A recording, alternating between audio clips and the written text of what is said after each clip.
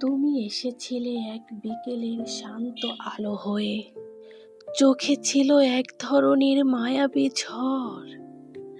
আমি তখন ভাঙা, তুমিও কিছুটা ছেঁড়া, তবুও আমরা একে অপরের হাতে হাত রেখেছিলাম।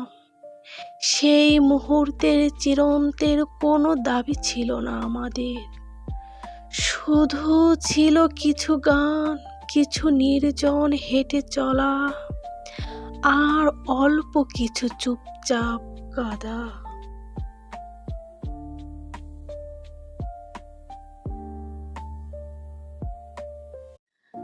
তুমি এসেছিলে এক বিকেলের শান্ত আলো হয়ে, চোখে ছিল এক ধরনের মায়াবী ঝড়।